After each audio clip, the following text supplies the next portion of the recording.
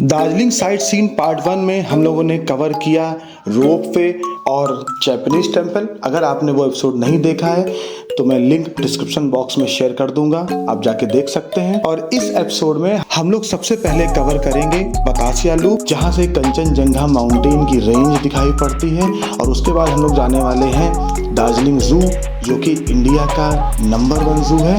तो चलिए एपिसोड शुरू करते हैं।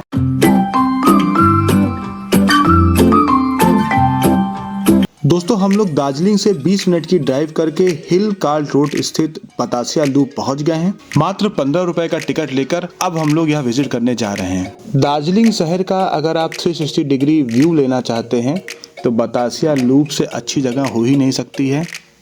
जहाँ एक तरफ दार्जिलिंग सिटी दिखाई पड़ती है तो दूसरी तरफ ईस्टर्न हिमालय यानी कि कंचनजंगा रेंज दिखाई पड़ती है और बीच में एक शानदार गार्डन है। यह सब बहुत ही शानदार है।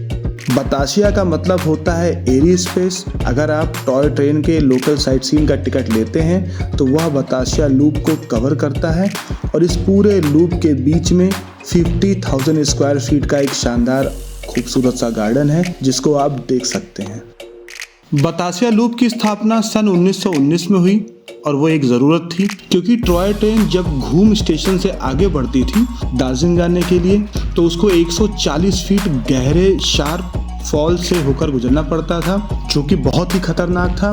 तो अंग्रेजों ने इस ग्रेडियंट स्लोप को कम करने के लिए एक लूप बनाया, जिसको बाद में बतासिया लूप कहा गया। और देखिए उसका असर ये है कि अगर आप टॉय ट्रेन से यहाँ पर आते हैं तो आपको पता भी नहीं चलता कि कब आप इस लूप की वजह से 140 फीट नीचे पहुँच चुके हैं। यह अपने आप में दार्जिलिंग के लिए ग्रेटेस्ट इंजीनियर वर्क है। दार्जिलिंग में अगर दिन साफ है तो बतासिया लूप से आपको कंचनजंगा रेंज दिखाई पड़ती है, जो कि दार्जिलिंग से मात्र 85 किलोमीटर दूर है। और इस बात पर मुझे पक्का यकीन हो गया कि आप चाहे जितना पहाड़ देख लें, लेकिन हिमालय रेंज जब आपको दिखाई पड़ती है तो वो आपको स्तब्ध कर देती है। मैं काफ़ी देर तक उन रेंज को देखता रहा। आज भी वह समय, वह दृश्य मुझे अच्छे से याद है।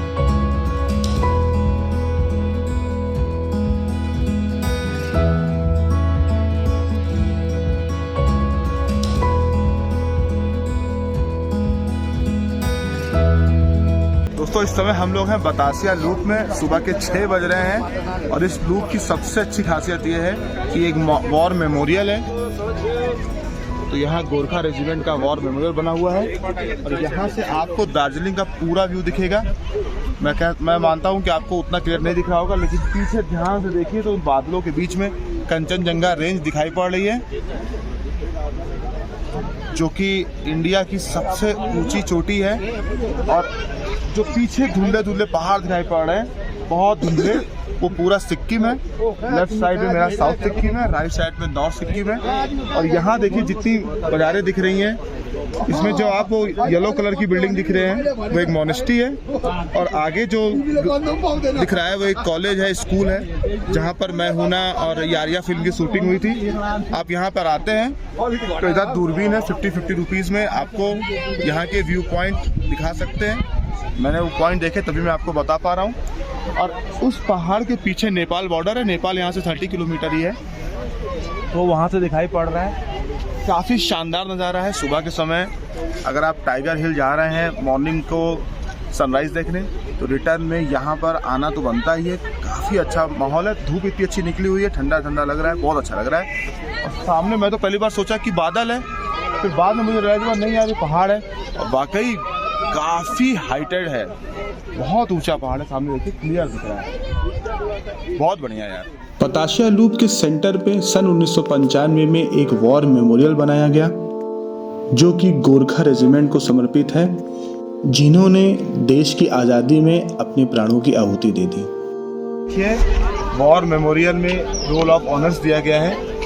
47 से लेकर के 91 तक जो भी गोरखा जम्मू कश्मीर रेजिमेंट के लोग शहीद हुए हैं, उनके यहाँ नाम लिखे हैं विथ उनके शहीदी दिवस के साथ। और उनका जो भी रेजिमेंट था, जो भी उनकी रैंक थी, सब यहाँ मेंशन है। बहुत ही अच्छा जगह है और काफ़ी अच्छा लग रहा है।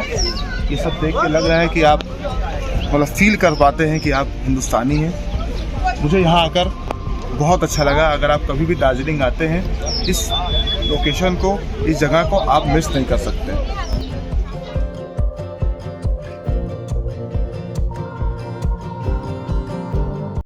बतासिया लूप का शानदार एक्सपीरियंस करने के बाद हम लोग अपने होटल आ गए और लंच करने के बाद हम लोग निकल चुके हैं इंडिया के सबसे शानदार जू में जाने के लिए, जो कि अपने आप में किसी आश्चर्य से कम नहीं है। तो हम लोग पहुंच गए हैं दार्जिलिंग के एक साइट सीन जिसका नाम है Padma Naidu Himalayan zoological park, जिसके अंदर एक इंस्टीट्यूट भी है, म्यूजियम भी है, बहुत कुछ है। चलिए चलते हैं, टिकट परचेज करते हैं और देखते हैं चिड़ियाघर यहाँ का कैसा है। हिमालयन जूलॉजिकल पार्क, या मैं कहूँ Padmaja Naidu Himalayan zoological park की स्थापना 14 अगस्त 1958 को हुई। चलिए टिकट लेकर अंदर चलते हैं।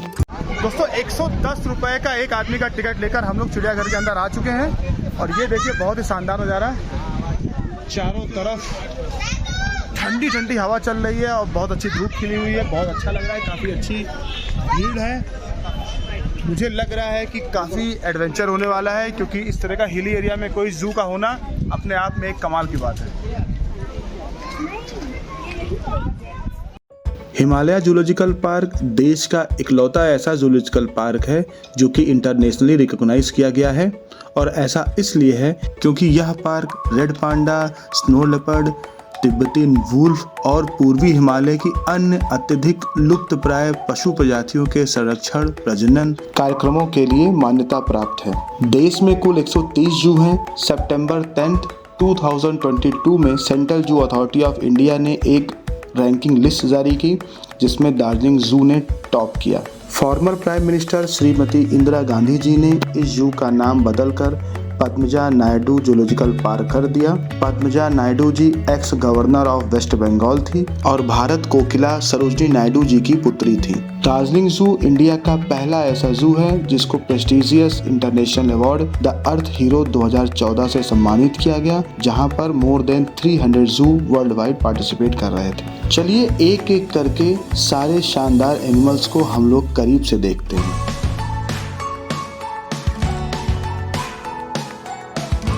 इस समय हम लोग स्नो लेपर्ड के बाड़े के सामने हैं। यह 2016 में यूके के एक जू से मंगाया गया था, जिसका नाम मकालू है। इस समय टोटल 10 लेपर्ड्स इस चिड़ियाघर में हैं।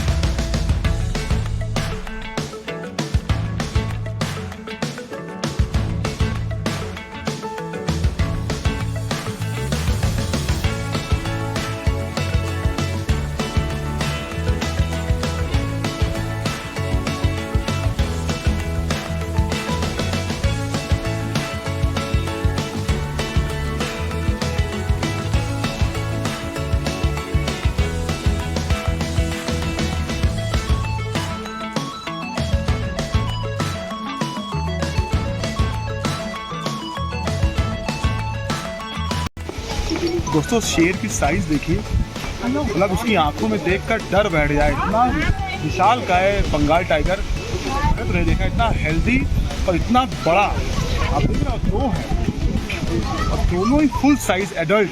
बहुत अच्छा लग रहा है और सबसे मैं लकी इसलिए फील कर रहा हूँ कि दोनों एकदम कॉर्नर पे हैं। बहुत बढ़िया यार। दोस्तों हम लोग पहुँच गए हैं चिड़ियाघर के बीच में और ये है हिमालयन माउंटेनियरिंग इंस्टीट्यूट। यहाँ पर हिमालय में जैसे आप लोग ट्रैकिंग करते हैं, उस कोई इंस्टीट्यूट है जहाँ सिखाया जाता है। आइए चलते हैं अंदर और देखते हैं अंदर से इंस्टीट्यूट कैसा है। हिमालयन माउंटेनियरिंग इंस्टीट्यूट की स्थापना दार्जिलिंग में 4 नवंबर 1954 में हुई, जिसकी स्थापना का श्रेय पंडित जवाहरलाल नेहरू और तेंजिंग नार्गे जी को जाता है। HMI नियमित रूप से साहसिक, बुनियादी और उन्नत पर्वतारोहण पाठ्यक्रम आयोजित करता रहता है। यह बहुत व्यापक पाठ्यक्रम है। पर्वतारोहण को एक खेल के रूप में प्रोत्साहित करने के लिए पर्वतारोहियों को एक सब्सिडी भी दी जाती है। श्री तेंजिंग नार्गे देश के वह सम्मानित व्यक्ति हैं जिन्होंने सन 1953 में एडमंड हिलरी जी के साथ माउंट एवरेस्ट की पहली बार चढ़ाई की थी, और 1954 में जब यह इंस्टीट्यूट सेटअप हुआ तो तेंजिंग नार्गे जी को यहाँ का पहला डायरेक्टर घोषित किया गया। दोस्तों हम लोग म्यूजियम के लिए जा रहे हैं। ऊपर म्यूजियम है। यहाँ पर माउंटेनियरिंग इंस्टीट्यूट में लाइट एंड मूवी शो होता है, जिसका टाइमिंग अलग अलग है, मैं वो बता दूंगा। लेकिन अभी इस समय कोई टाइमिंग नहीं था। अभी बज रहा 3:15 और अगला टाइमिंग 4 बजे का था। मुझे लगा कि इतना टाइम यहाँ पे स्पेंड नहीं करते हैं और चीज़ें कवर करने को है। इंस्टीट्यूट के मध्य में तेंजिंग नॉर्गे जी की समाधि है, जिसका हम लोगों ने दर्शन किया और उसके ठीक पीछे हम लोगों ने म्यूजियम को भी विजिट किया, पर वहाँ पर फोटोग्राफी और वीडियोग्राफी अलाउड नहीं थी। दोस्तों अंदर म्यूजियम बहुत ही शानदार है। अगर आप माउंटेनियर हैं तो आप तो जानते होंगे कि उसमें क्या क्या इंस्ट्रूमेंट यूज़ होता है, वो सब तो वहाँ है ही, जैसे कि mattresses, anchor, shoes, oxygen cylinder, मतलब इस तरह की कितनी चीज़ें हैं जो आप अगर आपको नहीं पता है तो इसके अंदर आपको पूरा आइडिया हो जाएगा कि अगर एक आप माउंटेनियर बनना चाहते हैं तो क्या क्या चीज़ें इस्तेमाल होती हैं। ऊपर हॉल ऑफ फ्रेम था जहाँ पर बड़े बड़े लोगों का जो उन्होंने उपाधि हासिल की है या जो उनको अचीवमेंट है वो एक पूरा शोकेस किया गया है। अंदर क्या फ़ोटो खींचना मना था तो मैं अंदर का वीडियो नहीं बना सका। सबसे अच्छी बात मुझे एक चीज़ लगा, एक काफ़ी बड़े सेक्शन में सारे जो हिमालय के हाईएस्ट पीक हैं जैसे कि कंचनजंगा, माउंट एवरेस्ट या नंदा देवी जो भी हैं, आप वहाँ पर टच करिए और वो आपको बता देता है कि यहाँ पे ये देखिए यहाँ पर वो पीक है। एक अच्छा छोटा सा डमी बनाया गया है, काफ़ी शानदार मुझे लगा। और अभी आप देखिए इस तरफ शेरपा तेंजिंग जी की समाधि है, जो कि एडवर्ड हिलेरी, जो कि सबसे पहले माउंट एवरेस्ट पे कदम जिन्होंने रखा था, उनके साथ इन्होंने चढ़ाई की थी, तो इनको शत नमन। इनकी याद में यहाँ पर छोटा सा इनकी समाधि बनाई गई है और काफ़ी शानदार माहौल है। काफ़ी बड़े बड़े माउंटेनियर HMI से निकलकर माउंट एवरेस्ट पर अपने कदम रख चुके हैं, ये हमारे लिए गौरव की बात है। तो काफ़ी अच्छा लगा मुझे यहाँ कर। चलिए आगे चलते हैं और अपने ज़ू की यात्रा को कंटिन्यू करें।